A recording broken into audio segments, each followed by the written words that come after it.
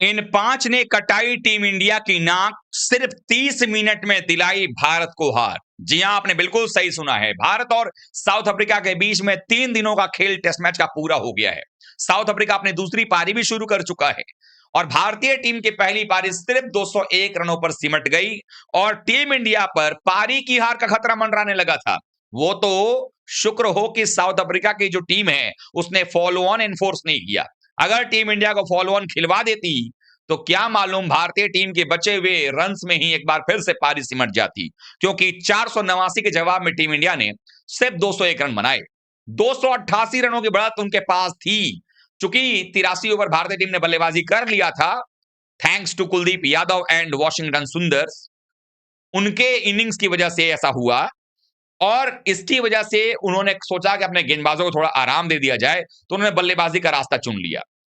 अब यह है कि ये बात तो तय है कि भारत के सामने जो टारगेट मिलने वाला है, अब 5वें दिन भी, चौथे दिन भी एक्चुअली बल्लेबाजी करने के लिए साउथ अफ्रीका की टीम जब उतरेगी तो वो कितने देर और बल्लेबाजी करेगी, ये हमें तो नहीं मालूम है। लेकिन अंदाजा एक बात का लगाया जा सकता है कि हो सकता है कि टी ब्रेक तक पूरे 2 घंटे और उसके बाद टी ब्रेक से लंच ब्रेक के बीच में 1 घंटा, यानी 3 घंटे बल्लेबाजी करके 150 के आसपास का स्कोर खड़ा करके इस 288 लगभग 300 में जोड़ करके भारत को 450 प्लस का टारगेट दिया जा सकता है, जिसमें कि अंतिम सत्र में तो सिर्फ वो 15 ओवर के आसपास का ही गेम होता है और 10 ओवर यानी एक सत्र आप मान लीजिए चौथे दिन का और 2.5 सत्र मान लीजिए 5वें दिन का, जहां पर आपसे दिन भर में 200-250 रन नहीं बन रहा है, वहां आप 400 450 कहां चेज करोगे। तो ये सोच साउथ अफ्रीका की हो सकती है, लेकिन आखिरकार ये साउथ अफ्रीका की सोच बनी कैसे, आखिरकार उनको इतना ये कॉन्फिडेंस आया कहां से। कोलकाता में तो जीते ही जीते, लेकिन यहां पहुंचने के बाद जब उनको टॉस जीतकर बल्लेबाजी का मौका मिला, भरपूर फायदा उठाया।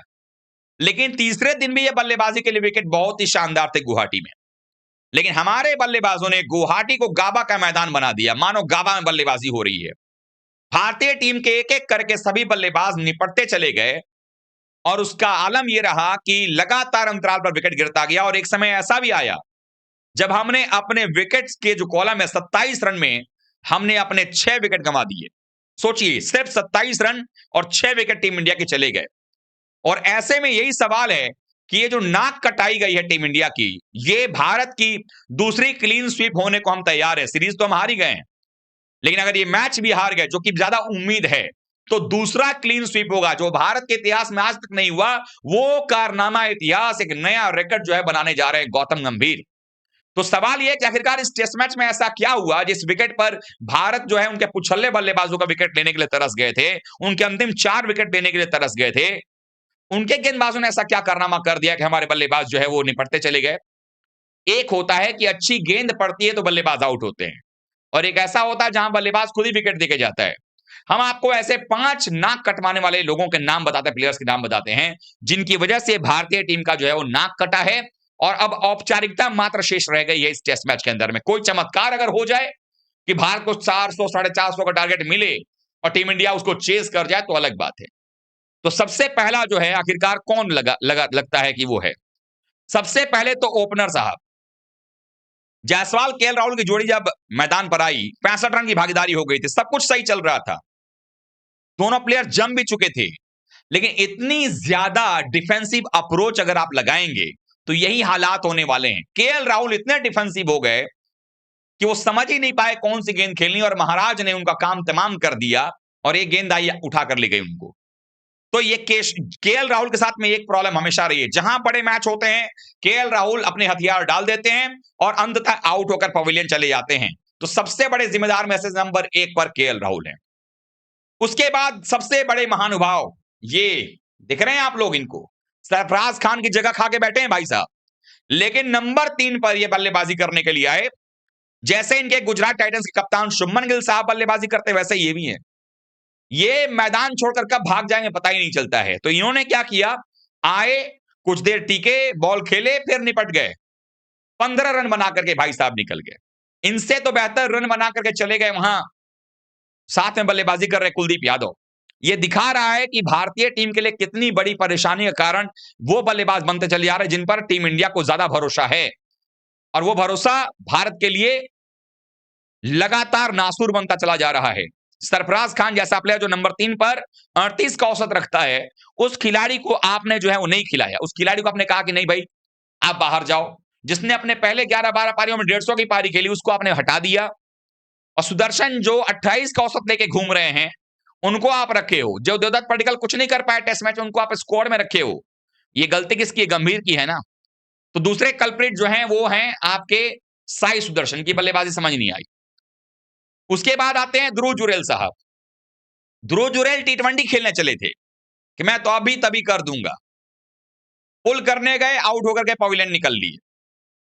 मतलब आपकी टीम फंसी हुई है, 10 गेंदों से आपका खाता नहीं खुला है और 11वीं गेंद को आप हवा में मारने चले हो पुल करके, वो भी एक ऐसे गेंदबाज को जो शुरुआत में विकेट निकाल रहा है, नई बॉल है।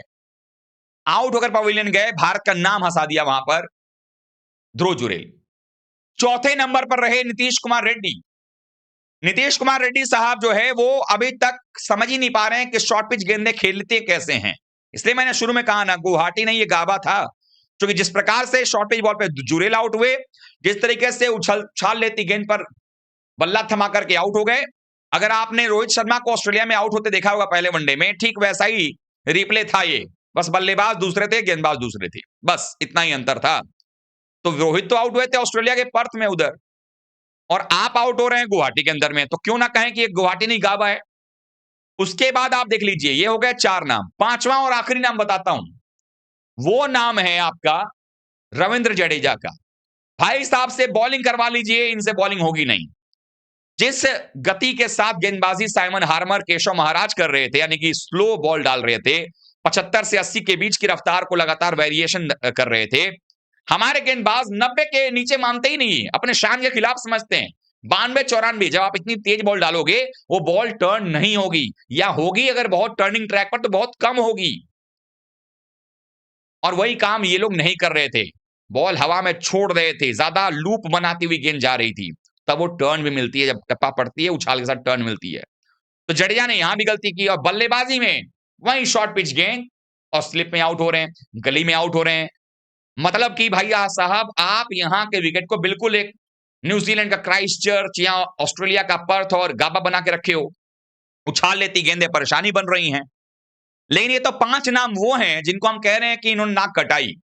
लेकिन कप्तान का क्या? कप्तान ऋषभ पंत ने भी नाक कटाने में कोई कमी नहीं छोड़ी। जब आपकी टीम मुश्किल में है, आप कप्तान हैं, आप आ करके आप कदमों का इस्तेमाल करके आड़े तेज चलो, एक शॉट लग गया यार। हर बॉल आप उस बॉलर को मारने जा रहे हो जो फॉर्म में चल रहा है, जिसने 6 विकेट निकाल लिए, उस बॉलर को आप मारने जा रहे हो। हर दिन ये नहीं चलता है। तो ये तलवार जैसा बल्ला भांजना बंद करना पड़ेगा। कप्तानी में भी जब दबाव बनाने की जरूरत थी, वो नहीं बना पाए। और सबसे महान तो खैर कोच साहब हैं। आपको यहां शमी की जरूरत थी, शमी टीम में आप नहीं चुनेंगे, भले वो कितना विकेट निकाल ले। आपको जरूरत थी सरफराज खान की, भले ही डोमेस्टिक में पिछले 3 साल से 100 के ऊपर के औसत से रन बना रहा हो, लेकिन आप टीम में नहीं चुनेंगे उसको। ये चीजें हैं जो बदलाव करने की आवश्यकता है। आप लोगों को क्या लगता है, आपकी नजर में कौन और है जिसने नाक कटाई है टीम इंडिया की? क्योंकि कुलदीप यादव और सुंदर ने बता दिया था कि ये पिच बल्लेबाजी के लिए बहुत अच्छी अभी भी थी, आप बल्लेबाजी कर सकते थे, लेकिन आपने क्या किया? बल्लेबाजी नहीं किया। वीडियो देखने के लिए बहुत बहुत धन्यवाद। Thank you so much.